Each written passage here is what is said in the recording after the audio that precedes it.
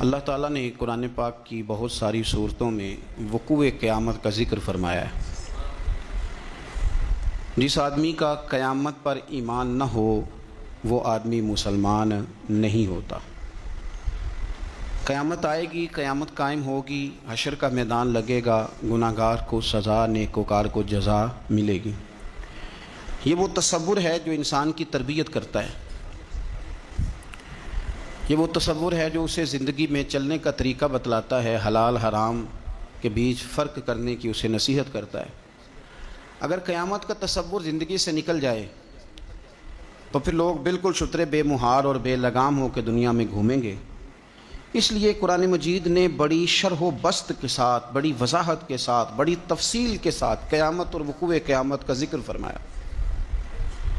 اور قرآن مجید کی متعدد آیات اور پوری صورتیں وہ بتلاتی ہیں کہ قیامت کا منظر بڑا سخت ہوگا، بڑا گمبھیر ہوگا، اور اس کے اندر انسان بڑا گھبرائے گا۔ قیامت کب آئے گی؟ قیامت کی تاریخ کیا ہے؟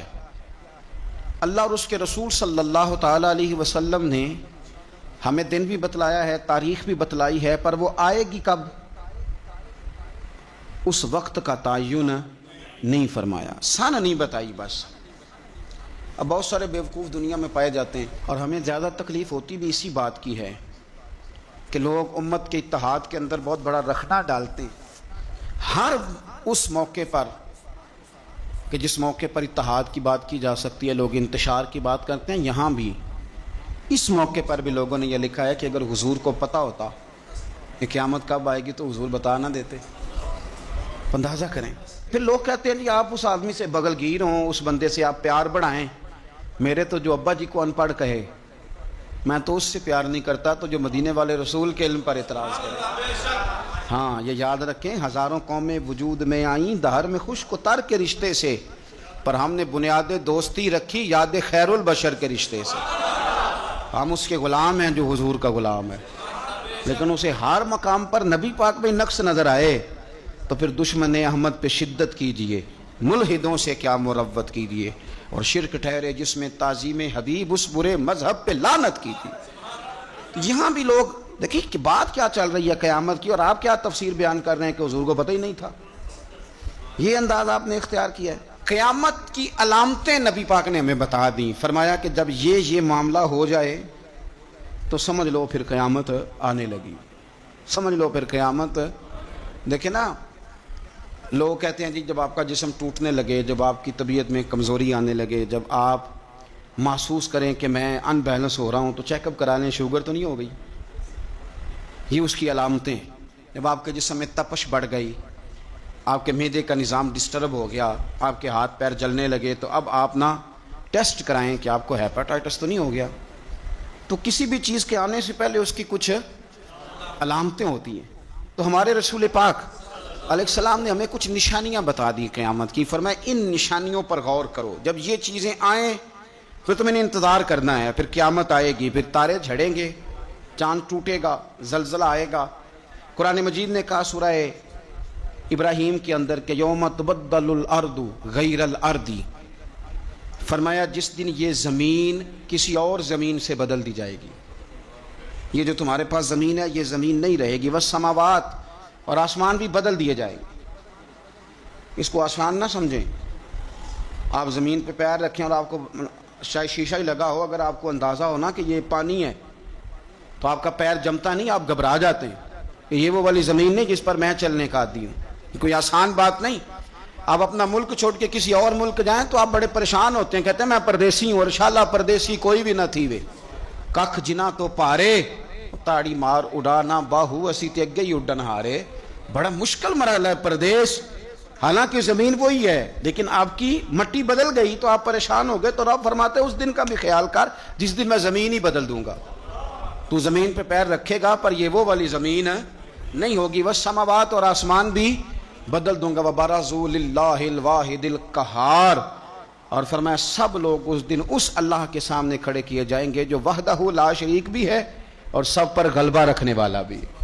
اس دن سب اس کے سامنے کھڑے ہوں گے۔ میرے نبی کریم صلی اللہ تعالیٰ علیہ وسلم. نبی پاک علیہ السلام نے 2 قسم کی نشانیاں بیان کی. ایک علامات کبریٰ ہیں، بڑی بڑی نشانیاں، جیسے دجال آئے گا، یاجوج ماجوج نکلیں گے، حضرت عیسیٰ علیہ السلام آئیں گے، امام مہدی علیہ السلام تشریف لائیں گے. تو یہ بڑی بڑی نشانیاں، لیکن اس سے پہلے چھوٹی چھوٹی نشانیاں بھی حضور نے بیان فرمائی، اور فرمایا یہ تو مجموعی طور پر ہوگا نا، ساری دنیا کے لیے دجال آئے گا. تو مجموعی طور پر ہوگا نا کہ ساری دنیا کے لیے امام مہدی آئیں گے، جناب عیسیٰ آئیں گے، یہ تو مجموعی ہے. لیکن تم انفرادی طور پر بھی اپنے دائیں بائیں دیکھو کہ یہ جو چھوٹی نشانیاں یہ تمہارے اندر تو نہیں پیدا ہو گئیں. بخاری مسلم میں حدیث ہے، حضرت سیدنا عمر فاروق رضی اللہ تعالیٰ عنہ حدیث کے راوی ہیں. تو نبی پاک صلی اللہ تعالیٰ علیہ وسلم سے کسی نے پوچھا کہ حضور قیامت کے بارے میں کچھ بتائیں. تو نبی پاک صلی اللہ علیہ وسلم نے فرمایا جب لونڈی اپنے مالک کو جنے، جب ماں اپنا آقا پیدا کرے تو سمجھ لو قیامت آنے والی ہے، پھر قریب آ گئی ہے. ماں جب اپنا آقا پیدا کرے، مانا کیا کہ جب بچے اتنے نافرمان ہو جائیں کہ ماں پہ حکم چلائے، اولاد ماں کو حکم سنائے، حکم اماں زیادہ باتیں نہ کیا کر، اماں تو بھی تھوڑا صبر کر، حوصلہ کر. جب بچے ماں باپ کو باتیں سنائیں، حکم چلائیں، چونکہ بیٹا کماتا ہے تو وہ اپنے ابا جی کو کہتا ہے کہ ابا جی اب آپ ٹھہرے، آپ کو نہیں پتا، اب میرے ہاتھ میں سارا کچھ ہے. فرمایا جس دن تم یہ دیکھو کہ لونڈی نے آقا جنا ہے، ماں نے بیٹا نہیں پیدا کیا، اپنا سردار پیدا کر بیٹھی ہے، تو پھر تم اس دن یہ نہ کہنا بے سکونی ہو گئی، بدامنی ہو گئی، بلکہ اس دن سمجھ لینا کہ قیامت آنے لگی. بچے مسلط کریں، آپ یقین کریں بچے مسلط کرتے ہیں، بچے منوا لیتے ہیں اپنا آپ، بڑے نادان ہیں، اپنی جان پہ ظلم کرتے ہیں. اور میں نوجوانوں کو ایک بات عرض کروں، ماں باپ کی بات ماننے کا نام ان کی خدمت نہیں، ان کو خرچہ دینے کا نام خدمت نہیں، بلکہ بتائے رسول کریم علیہ السلام نے کیا فرمایا؟ فرمایا رضا اللہ فی رضا الوالد. تو سمجھ جا کہ تیرا والد راضی کس بات میں ہوتا ہے. اگر تو اس بات کو پا گیا، تو اس کی رضا کو اگر پا گیا تو پھر تیرا اللہ بھی راضی ہو گیا. تو یہ غور کر کے والد گرامی راضی کس بات، ان کی رضا، ماں کی رضا کی. یار 2 یار بچوں سے چھوڑے جاتے ابے کے کہنے پر، 2 دوست نہیں چھوڑے جاتے، والا ابا کہتے ہیں ان کے ساتھ نہ بیٹھا کر، کہتے ہیں ابا جی یہ تو اچھے بڑے ہیں. اس کی رضا کو پا جا، اس کی طبیعت کو پرکھ، تو محسوس کر کے یہ راضی کس بات میں ہوتے ہیں. تو ماں باپ کی رضا میں راضی ہو جا، تیرا رب بھی تجھ سے راضی ہو جائے گا. تو حضور نے فرمایا جب تم دیکھو نا، جب تم دیکھو کہ لونڈی نے آقا جنا ہے تو پھر تم قیامت کا انتظار کرو. اور میرے رسول پاک علیہ السلام نے دوسری علامت بیان کی، یہ بخاری مسلم میں بھی ہے، مشکات کتاب الایمان میں بھی ہے. حضور صلی اللہ علیہ وسلم فرمانے لگے جب تم دیکھو کہ ننگے پاؤں، ننگے بدن والے محتاج لوگ، بکریاں چرانے والے، ننگے بدن والے، ننگے پیروں والے، یعنی جن کے پاس پہننے کو کپڑا نہیں تھا، پہننے کو جوتا نہیں تھا، بکریاں چرا کے گزارا کرتے تھے، وہ جب محلات پر فخر کرنے لگے، جو بڑی بڑی کوٹھیوں میں رہنے لگے، تو پھر سمجھ لو قیامت آ گئی ہے. رکشہ چلانے والے کا بیٹا جب وزیر بنے اور اس سے پوچھا جائے کہ کروڑوں روپیہ کہاں سے آیا، تو وہ کہو میرے تو پرائز بانڈ ہی بڑے نکلے ہیں، میں جو بھی خریدتا تھا نکل آتا تھا، جو بھی خریدتا تھا نکل آتا تھا. جب کھربوں پتی آدمی سے پوچھا جائے کہ اتنا پیسہ کدھر سے ہے، تو کہ بھینسیں رکھی تھیں، وہ بھینسوں سے پرافٹ ہوا ہے. ہم اللہ کے فضل پر معاذ اللہ کسی قسم کا کلام نہیں کرتے، لیکن میرے رسول پاک علیہ السلام نے فرمایا کل تک جس کے پاس جوتا نہیں تھا، پہننے کو کپڑا نہیں تھا، جب وہ محلات پر فخر کرنے لگے اور یہ بتانا اس کے لیے مشکل ہو جائے کہ میری کروڑوں اربوں کی جائیداد کہاں سے آئی، قوم کو لوٹ کر جب لوگ بڑے بڑے محلات پر فخر کریں، تو حضور نے فرمایا پھر یہ نہ سمجھنا ہماری معیشت خراب ہو گئی، یا پھر انتظار کرنا پھر قیامت آئے گی، پھر تم نے قیامت کا انتظار کرنا ہے، قیامت آئے گی. حدیث سنیے نبی کریم صلی اللہ تعالی علیہ وسلم. یہ آپ نے علامتیں محسوس کرنی ہیں، یہ بخاری مسلم کی حدیث ہے. ایک شخص نے نبی پاک صلی اللہ تعالی علیہ وسلم سے پوچھا کہ یا رسول اللہ صلی اللہ علیہ وسلم مجھے قیامت کے بارے میں کچھ بتائیں. حضرت ابو ہریرہ رضی اللہ تعالیٰ عنہ فرماتے ہیں کہ حضور پہلے ہی قیامت کے بارے میں گفتگو کر رہے تھے. اس نے پوچھا کہ یا رسول اللہ قیامت آخر آئے گی کب؟ اللہ کے حبیب علیہ السلام نے اس کو بھی بتایا، ایک تیسری علامت بیان کی. حضور فرمانے لگے جب امانت کو ضائع کیا جائے تو قیامت آ جائے گی. اب ذرا وضاحت دیکھیے میرے نبی کریم کی، جب امانت کو ضائع کیا جائے گا تو قیامت آ جائے گی، قیامت آئے گی. تو اس نے فوراً عرض کی حضور امانت کب ضائع کی جائے گی؟ حضور امانت کب ضائع کی جائے گی؟ تو نبی پاک صلی اللہ علیہ وسلم نے فرمایا جب امانت نااہل کے سپرد کر دی جائے، جب کرسی پہ وہ بندہ بٹھا دیا جائے جو اس کا اہل نہیں ہے، تو قیامت آئے گی. جب کرسی پر نااہل آدمی بیٹھتا ہے، نااہل، تو پھر میرے نبی پاک نے فرمایا پھر قیامت آتی ہے. آپ اس کو چھوٹا نہ سمجھیں. ہمیں تو بس اتنا پتا ہے کہ بندہ میری برادری کا تو میں نے ووٹ دینا ہے، ہمیں تو اتنا پتا ہے کہ بندہ میری پارٹی کا تو میں نے ووٹ دینا ہے. نااہلوں کے سپرد کر دیا سارا کچھ، جنہیں خبر ہی نہیں تھی، اس قابل ہی نہیں تھے. حضرت ابو ذر غفاری رضی اللہ تعالیٰ عنہ وہ خوبصورت صحابی ہیں کہ جن کے تقوی کی گواہی حضرت عثمان غنی جیسے لوگ دیا کرتے تھے کہ یہ نیک اور پرہیزگار بندہ ہے. اتنے شاندار حضرت ابو ذر غفاری، اتنے بڑے آدمی. انہوں نے عرض کیا یا رسول اللہ صلی اللہ علیہ وسلم فلانے صوبے کا گورنر ٹھیک نہیں، تو آپ اس طرح کریں مجھے گورنر بنا دیں اس صوبے کا. تو نبی پاک علیہ السلام نے فرمایا ابو ذر تو نیک آدمی ہے، تو نفیس آدمی ہے، تو اچھا آدمی ہے، تو پرہیزگار ہے، لیکن حضور علیہ السلام فرمانے لگے تو گورنری کے قابل نہیں. یہ ایک بہت بڑی امانت ہے، بہت بڑی ذمہ داری ہے، تو اس ذمہ داری کو اٹھانے کی طاقت نہیں رکھتا، اس قابل تو نہیں ہے. محبت اور چیز کا نام ہے، قابلیت یہ بھی ہو سکتا ہے کہ کوئی آدمی کسی چیز سے مخلص ہو لیکن اس کی قابلیت نہ رکھتا ہو. قابل آدمی کو آپ بٹھائیں گے. مخلص ہونا اور ہے، قابل ہونا. ایک آدمی آپ سے بڑا پیار کرتا ہے پر وہ ڈاکٹر نہیں، تو دوائی اس سے لیں گے کہ ڈاکٹر سے لیں گے؟ تو آپ کہیں ڈاکٹر تو میرا واقف ہی نہیں، میں نے تو یہ پیار بڑا کرتا ہے دوائی اسی سے لینی ہے. بھائی محبت اور چیز ہے، قابلیت ہم نااہلوں کے سپرد مانتے کرتے ہیں، یہ مان جانا چاہیے ہمیں. ملا رومی نے ایک بڑی خوبصورت بات لکھی ہے، بڑی خوبصورت، اور فرماتے ہیں ایک بادشاہ نے باز رکھا ہوا تھا. باز بڑا تنگ تھا بادشاہ سے. تو باز جو ہوتا ہے نا اس کے ناخن بڑے ہوتے ہیں، اس کے پر بھی بڑے ہوتے ہیں، اس لیے کہ اس نے پنجوں کے ساتھ اپنا شکار پکڑنا ہوتا ہے، پروں کے ساتھ پکڑنا ہوتا ہے. تو اس کے ناخن بھی بڑے بڑے تھے، پر بھی بڑے بڑے تھے، پر وہ بادشاہ سے تنگ بڑا تھا کہ یہ جو ہے اس نے مجھے قید کیا ہوا ہے. ایک دن پنجرا کھلا تھا تو باز اڑ گیا، ایک بوڑھی اماں کے گھر چلا گیا. بوڑھی نے بڑا پیار کیا، پہلے تو تھپکی دی، پھر چوری کھلائی، پھر بڑی محبت کری. باز اس سے بڑا راضی ہوا، اس نے کہا یہ اماں ٹھیک ہے، قید تو نہیں نہ کرتی، چوریاں بھی کھلاتی ہے، پیار بھی بڑا کرتی ہے. تو اماں ایک دن کہنے لگی کتنا بیوقوف تھا بادشاہ، اس کے پاس تو رہتا تھا، تیرے نہ کبھی ناخن کاٹے نہ تیرے بال کاٹے. اس نے اس طرح پکڑا اور پہلے اس کے ناخن اتارے، بڑا چیخا، بڑا چلایا کہ میرا تو کمال ہی میرے ناخنوں میں ہے. انہیں کاٹ ڈالے، پھر اس نے کینچی لی اور اس کے پر کاٹے، کیونکہ دیکھو کتنا برا حال کیا ہوا ہے. اب وہ نہ شکار پکڑنے کے قابل رہا نہ اڑنے کے قابل رہا. حالانکہ اماں نے کیا پیار ہی ہے، لیکن وہ پیار کر سکتی تھی، باز رکھ سکتی. اس کو رکھنے کے لیے کچھ صلاحیتیں، کچھ خوبیاں چاہیے. بادشاہ ڈھونڈتے ڈھونڈتے اس کے گھر آگے آ کے دیکھا تو اس کا برا حال ہے. اس کے قریب آیا تو وہ باز رونے لگا، تو کہنے لگا مجھے واپس لے چل، تیری قید ہی مجھے اچھی ہے. تو اس نے کہا تو یہاں کیوں پڑا؟ کہنے لگا یہ پیار بڑا کرتی تھی لیکن اسے پیار کرنا آتا ہے پر باز رکھنا نہیں آتا. جو باز رکھنے کا انداز ہے وہ اور ہے، پیار کرنے کا رنگ اور ہے. ہمارے ہاں لوگ کہتے ہیں بندہ اچھا بڑا ہے، میں کہتا ہوں اچھا ہونا اور بات ہے اور کسی عہدے کے قابل ہونا اور ہے، اور بات ہے. تو جب نااہل کے ذمے کام لگائے جاتے ہیں تو پھر کیا ہوتا ہے؟ پھر قیامت آتی ہے. نااہلوں کے ذمے 6 نشانیاں حضور نے اور بیان کی بخاری مسلم میں. نبی پاک صلی اللہ تعالیٰ علیہ وسلم نے فرمایا جب علم اٹھا لیا جائے گا اور جہالت کی کثرت ہو جائے گی. اور تیسرا فرمایا جب زنا کاری بہت زیادہ ہونے لگے گی. چوتھے نمبر پہ فرمایا جب شراب عام ہو جائے گی. اور 5ویں نمبر پر فرمایا جب مردوں کی تعداد کم ہو جائے اور عورتوں کی زیادہ ہو جائے.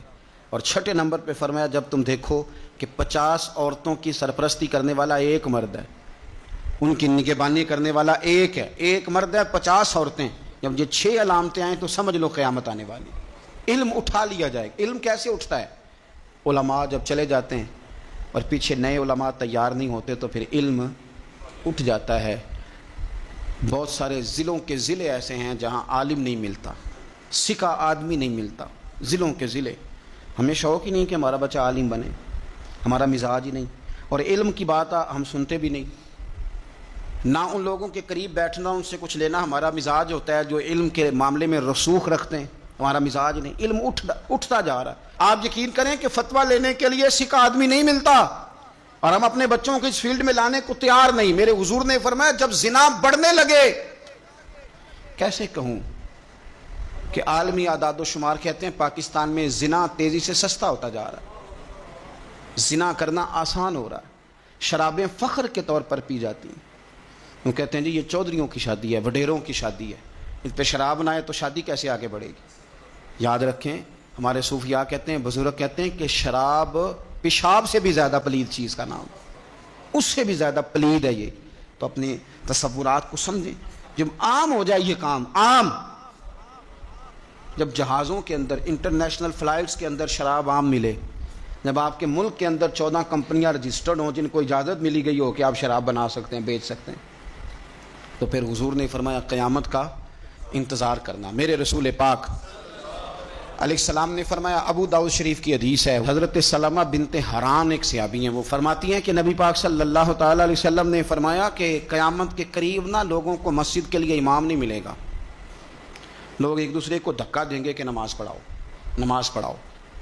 کہاں ملتے ہیں ائمہ مساجد؟ پہلے تو امام کی تنخواہ اتنی زیادہ ہے کہ کوئی امام لگنے کو تیار ہی نہیں، اور اگر خیر سے کہیں کوئی امام لگ جائے تو پھر یہ کہ اگر 25 نمازی ہیں نا تو 25 کی الگ الگ بولی ہے، الگ الگ رویہ، الگ الگ سوچ ہے۔ امام بیچارے نے 25 کے معیار پہ پورا اترنا ہے، 25 کے معیار پہ، اگر ایک کے معیار پہ بھی پورا نہیں اترا تو وہ کل بھی فارغ ہے اور آج بھی وہ فارغ ہے، چھٹی ہے اس کی۔ 25 بندوں کے معیار پہ آپ نے پورا اترنا ہے۔ ایک کہتا ہے کہ مولوی صاحب صبح فجر کی نماز ہی تو مزیدار ہوتی ہے، تو قرآن شریف زیادہ پڑھا کریں، دل کر رہا ہے سننے کو، کہیں جانا ہے۔ تو دوسرا کہہ رہا ہے حضرت صاحب ڈیوٹی بھی کرنی ہے، مہربانی فرمائیں نماز ذرا چھوٹی پڑھائیں۔ اب اگر اس کی مانے گا تو یہ ناراض ہو جائے گا، اگر اس کی مانے گا تو وہ ناراض ہو جائے گا۔ اور امام صاحب پہ حکم بڑی پابندی سے لوگوں کا چلتا ہے، بڑی، میرے سے آ کے مسئلے پوچھتے ہیں، کہتے ہیں جی وہ ہمارا جو امام ہے نا جی وہ گھٹنے نہیں صحیح لگاتا۔ میں نے کہا جب تک میں دیکھ نہیں لیتا اس کے گھٹنے صحیح لگتے ہیں کہ نہیں، میں نے فتویٰ شتویٰ کوئی نہیں دینا، پہلے دیکھ لو۔ حالت خستہ ہوتی جا رہی، مساجد کے اندر ڈیوٹیاں کرنے والے لوگوں کی تعداد تیزی سے کم، اور میں بڑی معذرت کے ساتھ عرض کروں گا، یہ مصلی رسول ہے، یہ مصلی پہ امام کھڑا ہوتا ہے، یہ مصلی ہے۔ اور جب امام یہ دیکھنے لگتا ہے نا کہ مجھے اس کے عوض ملتا کیا ہے، کتنے میں بک سکتا ہے میرا مصلی، تو پھر وہ امامت نہیں کرا سکتا، پھر اس کو چاہیے تھا وہ کاروبار کرتا۔ تیرے لیے اتنی تنخواہ بہت زیادہ ہے کہ تجھے مصطفیٰ کا مصلی نصیب ہو گیا، تیرے لیے یہ چھوٹا اعزاز ہے کہ تو وہاں کھڑا ہے جہاں مدینے والے رسول کھڑے ہوا کرتے تھے، اور تو تلاش کرتا پھرتا ہے کہ کہیں 2000 زیادہ ملے تو ادھر چلا جاؤں۔ تو یہ بھی قباحت ہے جس کی وجہ سے لوگوں کو ائمہ مساجد نصیب نہیں ہوں گے۔ یہ قیامت کی نشانی میرے رسول پاک صلی اللہ تعالی علیہ وسلم، دیکھیں حضور نے بیان فرمایا، قیامت کی نشانی حضور نے بیان۔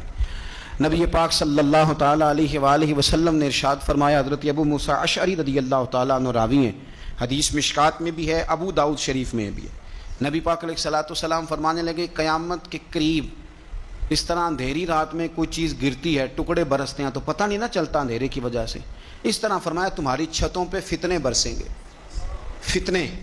اور حضور فرماتے ہیں ان فتنوں کے زمانے میں بندہ صبح مومن ہوگا، شام کو کافر ہو جائے گا، اور شام کو کافر ہوگا، صبح مومن ہو جائے گا، صبح مومن ہوگا، شام کو کافر ہو جائے گا، اس کی کیفیت بدلے گی۔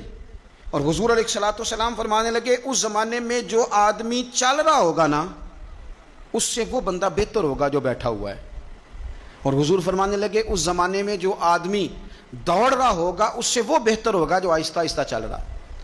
فتنوں کے زمانے میں فتنے چھتوں پر برسیں گے، بندہ صبح مومن ہوگا، شام کو کافر ہوگا، شام کو مومن ہوگا تو صبح کافر ہو جائے، اس تیزی کے ساتھ فتنے برسیں گے کہ ایمان لے جائیں گے۔ اے اللہ ہماری اولادوں کی حفاظت فرما، اللہ ہم کمزور ہیں، فتنوں کے زمانے میں ہمارے ایمان کو محفوظ کر، اللہ ہمارے حال پہ رحم فرما۔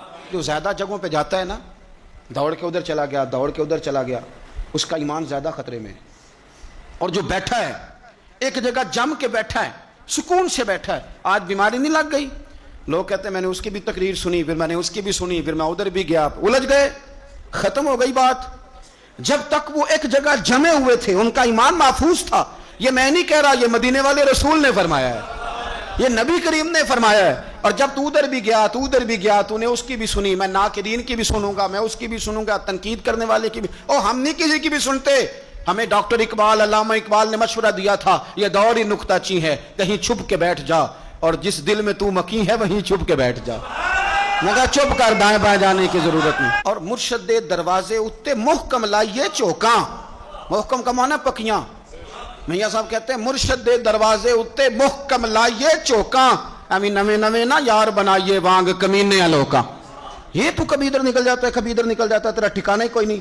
تجھے تیرے رسول کریم نے فرمایا ہے اگر بچنا ہے تو کہیں جم کے بیٹھ جا، ہاں اگر بچنا ہے تو کہیں جم کے بیٹھ جا، جم کے بیٹھ جا۔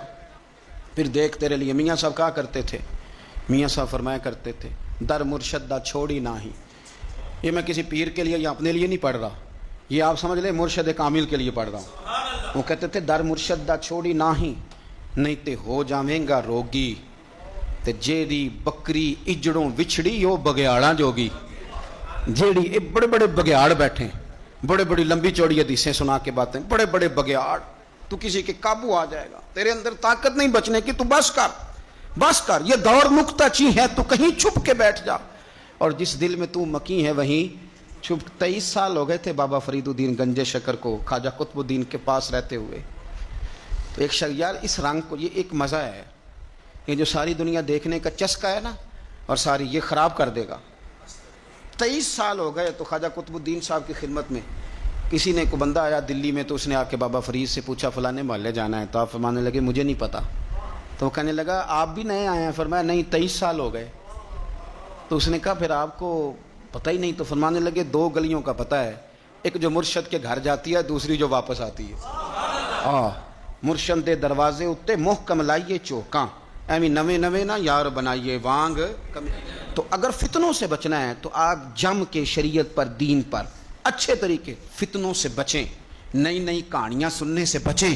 جو نئے لوگ آ جاتے ہیں نا نیا میک اپ کر کے کہ ہم اصل چیز لے کے آئے، اصل نہ بھائی، اصل وہی تھا جو داتا علی اجویری لے کے آئے تھے، اصل وہی ہے جو معین الملت والدین عطائے رسول خواجہ معین الدین چشتی لے کے آئے، اصل وہی ہے جو حضرت بہاءالحق نقشبند بخاری نے بتایا، اصل وہی ہے جو شیخ شہاب الدین سہروردی نے بتایا، اصل وہی ہے جس کی تبلیغ غوث اعظم جیلانی نے فرمائی، جنہوں نے اپنی محبت کے ساتھ لوگوں کو دین کے اندر لا کر کے لوگوں کی روحوں تک مذہب اتارا۔